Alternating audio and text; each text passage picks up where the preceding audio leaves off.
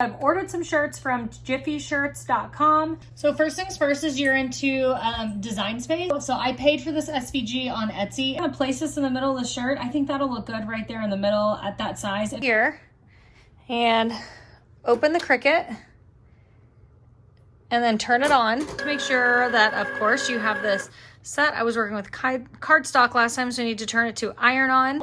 You just take the cover off of this sheet right here, and you put the HTV color side down because it actually is going to cut through this, and that is the transfer paper on that side.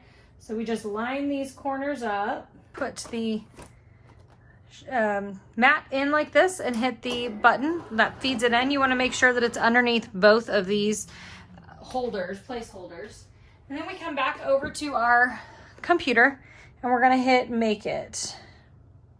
So now it's sorting the project into the mat. When you're doing heat transfer vinyl, you want to make sure that it is mirrored. You can see that the Cricut machine is now blinking because it's saying, hey, we're ready to cut this. So you hit the cut button, and I would just wait.